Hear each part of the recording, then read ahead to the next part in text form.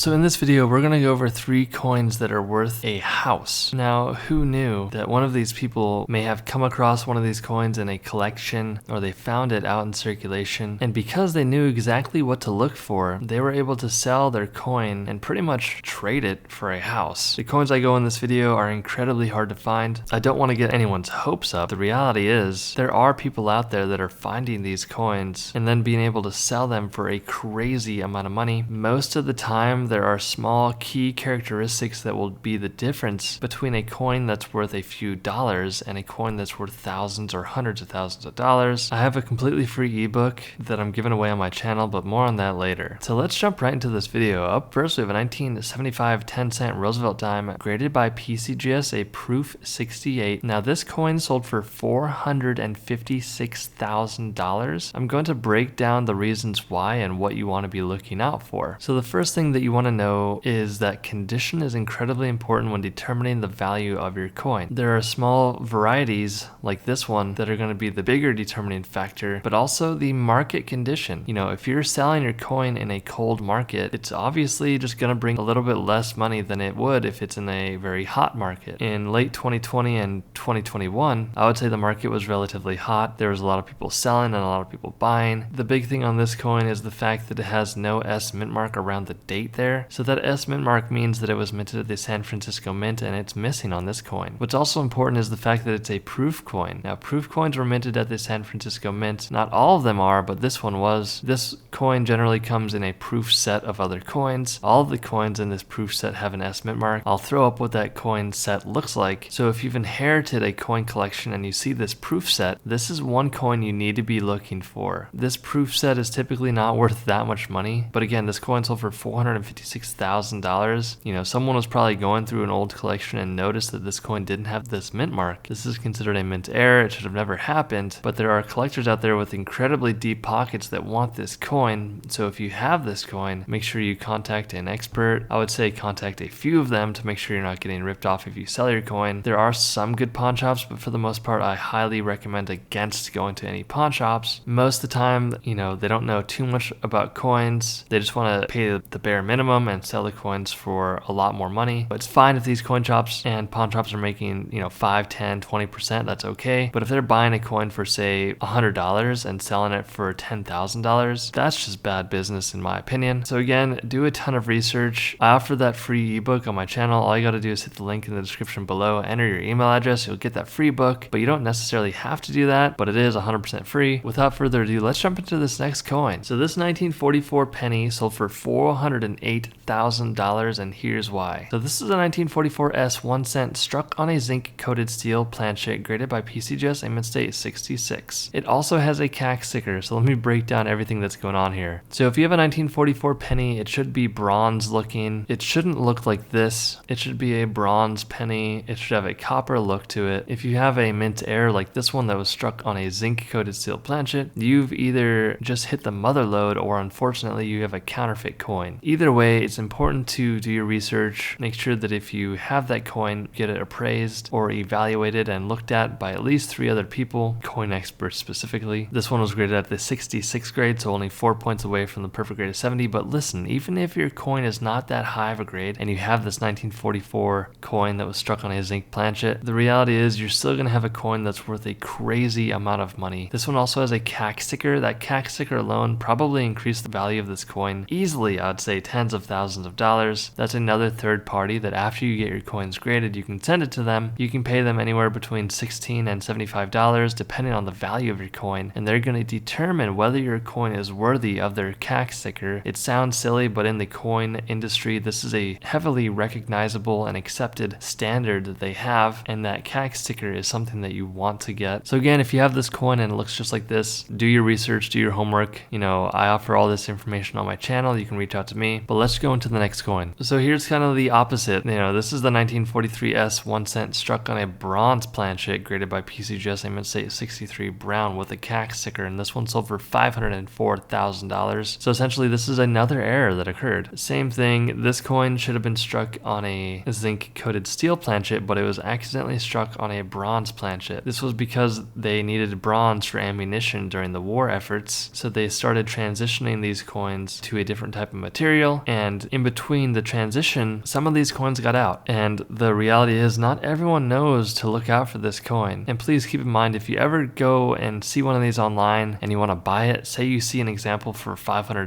and it's a 1943 coin struck on a bronze planchet, please use your best knowledge and realize that if it's too good to be true, it probably is. People make counterfeit coins of this specific variety because they know it's worth so much money. So do your homework, do your research, because you do not want to be getting scammed or ripped off if you have this coin or if you're interested in buying a coin like this. Hit that subscribe button, it really does help out with the YouTube algorithm. Stay tuned for more and I'll see you in the next video.